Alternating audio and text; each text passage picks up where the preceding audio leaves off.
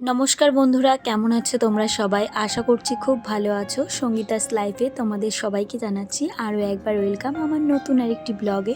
জানি আমার পরিবারের সংখ্যাটা অনেক বড়, কিন্তু আমার কাছে না তেমন কোনো মানুষ নেই। আমি আজকে সেই সম্পর্কে একটু কিছু কথা বলবো। আমার মনে হয় এই চ্যানেলটা যদি কোনো একটা ভালো মানুষের কাছে থাকতো, হয়তো সে এই চ্যানেলটাকে দিয়ে অনেক কিছু করতে পারতো, কিন্তু এই চ্যানেলটা আমার কাছে এখন কাল হয়ে দাঁড়িয়েছে।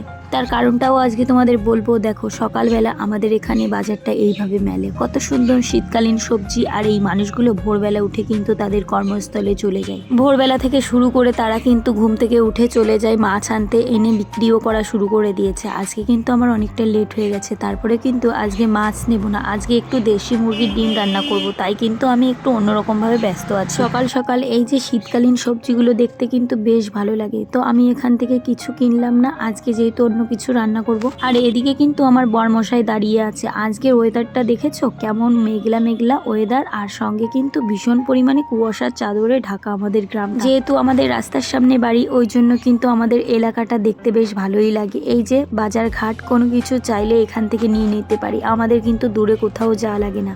আর আমার বরমশাই কিন্তু সব কিছুর দায়িত্ব আমাকে দিয়ে দিয়েছে, ও শুধু বলেছে টাকা দেওয়ার দায়িত্ব আমার, তুমি তোমার যা ইচ্ছা হয় করো। এদিকে আমার বরমশাই কিন্তু দাঁড়িয়ে আছে রাস্তার পাশে, কারণ এখন একটা গাড়ি আসবে, সেখান থেকে ও কিছু টাকা নেবে আর সঙ্গে কিছু ড্রাই ফ্রুট অর্ডার দিয়েছিল সেটাই রাখবে।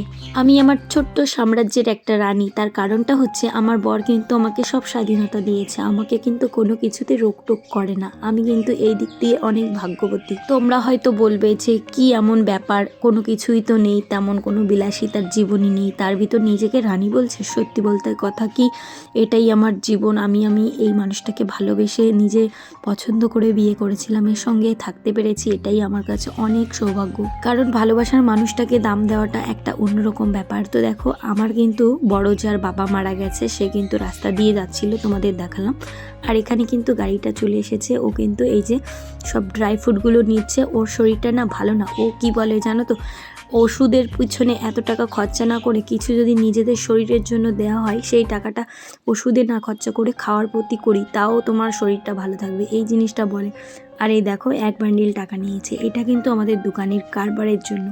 তো এই যেহেতু এই কাজটা করে, সেই জন্য কিন্তু সবসময়ের জন্য ওর এরকম থাকতে হয়। কেউ যদি এইভাবে টাকা নিয়ে আসে, তাকে অ্যাকাউন্টে পাঠিয়ে দেয়, আর এইভাবে কিন্তু নিয়ে নেয়। তারপরে কিন্তু দুজনে মিলে অনেক গল্প করছিলাম যে এত কিছু আনার কি দরকার। তারপরে আমার বরকে জিজ্ঞাসা করলাম কি কি এনেছো, চলো তোমাদের সঙ্গে একটু দেখিয়ে দিই। এখানে কিন্তু কাজু বাদাম, কিশমিশ, তারপরে খেজুর, আখরোট, সব কিছুই আর কি এনেছে। পেস্তা বাদাম, আমন্ড, তারপরে যা যা আর কি ড্রাই ফ্রুটের ভিতর হয় সেগুলো এনেছে। আর যেহেতু তোমরা দেখেছো আমার মেয়েটা অনেকটা রোগাও, কিছু খেতেই চায় না, সবজিও খেতে চায় না, তাই ভেবেছে যে যদি মেয়েটাও খায় আর আমিও যদি খাই, এই জন্যই কিন্তু অর্ডারটা করেছে।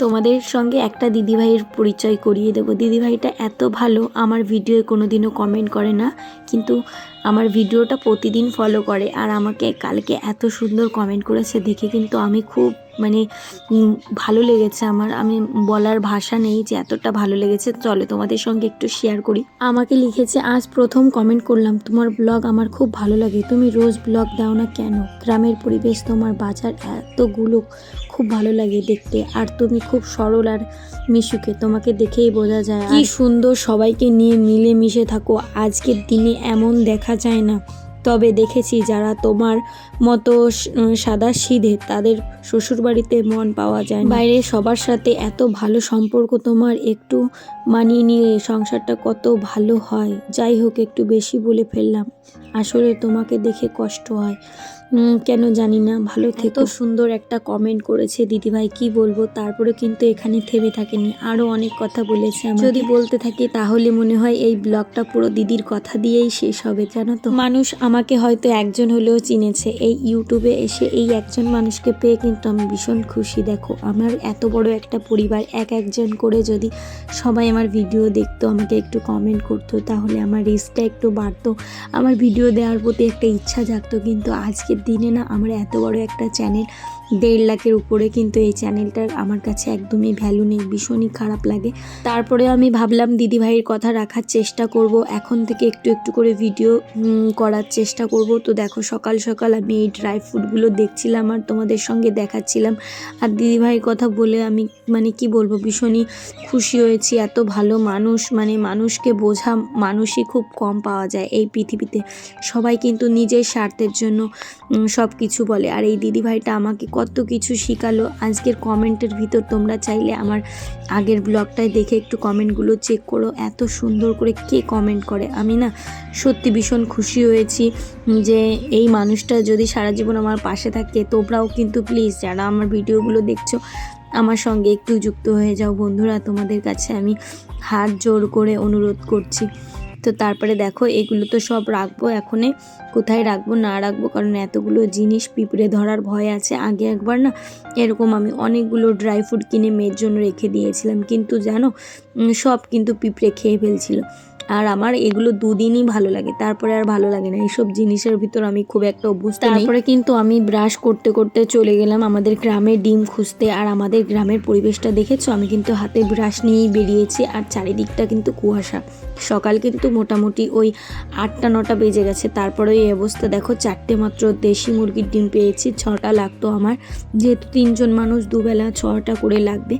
তারপরে আজকে আর পেলাম না, তাই কিন্তু আমি এইটা নিয়েই বাড়ি যাচ্ছি। আর 2টো পোলট্রির মুরগির ডিম কিনবো। আর এখানে দেখো বাচ্চারা মিলে কি সুন্দর খেলাধুলা করছে, মানে টিকিট কাউন্টার করেছে এখানে, ওরা লটারি বিক্রি করে, সেটাই দেখছিলাম।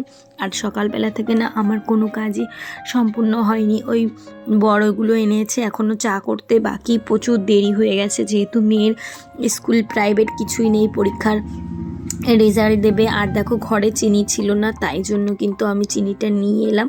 এখন করব চা। আর সকাল সকাল রোদের দেখা তো নেই, তারপরেও কিন্তু আজকে রোদ উঠবে, এটা আমি বলে দিচ্ছি। আর কি বলো তো, ভিডিও করতে করতে আর তেমন এনার্জিই পাই না, মানে তেমন বুঝতেই পারি না কি দেখাবো। কত কষ্ট করেছি জানো তো এই চ্যানেলটার উপর।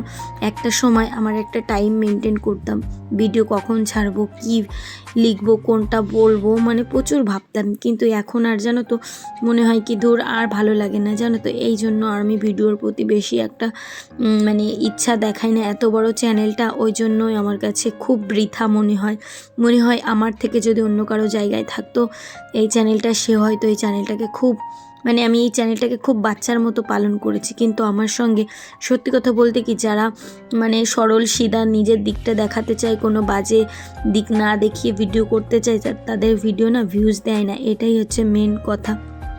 তারপরে কিন্তু দেখো আমার বর বলছিল সকালবেলা উঠে কিন্তু একটু কিশমিশ ভিজিয়ে রাখবে আর হচ্ছে আমন্ডগুলো ভিজিয়ে রাখবে, আর এটা দিনে 4-5টা করে খাবে। মানে এগুলো আবার বেশি হাই প্রোটিন, তো তাই বেশি খাওয়া উচিত না, সেটাই আমাকে বলে দিচ্ছিল। জানি তবু বরের কথা তো শুনতেই হবে। তারপরে কিন্তু চা নিয়ে এখন বসলাম খেতে। আর বাইরে দেখেছো কতটা কুয়াশা। আর আজকে মাছ আমার একদমই পছন্দ হয়নি, তার জন্য কিন্তু আমি ডিম এনেছি। আর আমার মেয়েকে বলছি তুই কিন্তু খাস, এগুলো তোর কিন্তু খাওয়া খুবই দরকার। আর এখানে একটা জিনিস এনেছে মুরব্বা, যেটা আমার একদম ভালো লাগেনি, কিন্তু আমার বরের নাকি ওটা খুব পছন্দ হয়েছে। তারপরে কিন্তু আমাকে একটা দিচ্ছিল দেখো খুলে। তো এই যে আমাদের ছোট্ট ফ্যামিলি হলেও আমরা কিন্তু এই জিনিসটার ভিতর খুবই হ্যাপি। স্বামী স্ত্রীর ভিতর অবশ্যই মিল থাকাটা দরকার সংসারে জীবনে থাকতে গেলে। মানে কেউ যদি ভাবো যে আমার এইটা নেই ওটা নেই, আমার এত পাওয়ার ইচ্ছা, এইটা করলে কিন্তু কোনোদিনও সুখটা পাওয়া যায় না। সবাই সবাইকে সম্মান করা, অল্প জিনিসের ভিতরেও সুখী থাকা যায়। তো দেখো আমি কিন্তু একদম ডিমের ঝোলটা করে নিয়েছি দেশি মুরগির। আর এখানে কিন্তু রোদও উঠে গেছে, আমরা কিন্তু খেতেও বসে যাব। তো দেখো এখানে কিন্তু মাছ ভাজা ছিল আর টক ছিল, আমি এটা করিনি। কত কষ্ট করে এই শখের জিনিসটা কিনেছিলাম লোন নিয়ে, তারপরে কত ইএমআই চুকিয়ে আস্তে আস্তে এই টিভিটার আমি লোনটা শোধ করেছিলাম। আর এই লোন মানে টিভিটা কিনে আমি অনেকটা ভালো ছিলাম, ঘরে একাকিত্ব বোধ লাগতো না বিয়ের পর। তারপরে এই যে এর আগের বছর আমি এই কেটলিটা কিনেছে আমার বর, কেনার পরে এই কেটলিটার জন্য আমার টিভিটা নষ্ট হয়ে গেল। আর টিভিটা নষ্ট হয়ে গেল এই কেটলিটার জন্য, আর কেটলিটাও এখন নষ্ট, মানে কি দুটো শখের জিনিস পুরো নষ্ট হয়ে গেল। কি বলবো, মনটা এত খারাপ লাগে না। তারপরে দেখো বিকালবেলা আমরা একটা ছোট্ট ভিডিও শ্যুট করছিলাম, তাই জন্য গাছে কিন্তু জল দিচ্ছিলাম। এটা আম গাছ, সারে এসে ভেঙে দিয়ে গেছে। কত সুন্দর, আগের বার বোল এসেছিলো, এবার মনে হয় আর ভালো হবে না, তাই জন্য কিন্তু আমি সব কিছু জল দিয়ে রাখলাম। আর রাত্রেবেলা দেখো রুটি করেছি, তোমাদের দেখালাম। আর এখানে ফুলকপি আর আলু আর একটা ওলকপি দিয়ে আমি একটা তরকারি করেছি, একটু চিনি আর একটু ধনেপাতা দিয়েছি যাতে ফ্লেভারটা ভালো হয়। তো আজকের ব্লগটা এ পর্যন্ত কেমন লাগলো বলো। সবাইকে টাটা, ভালো থেকো, সুস্থ থেকো, বাই।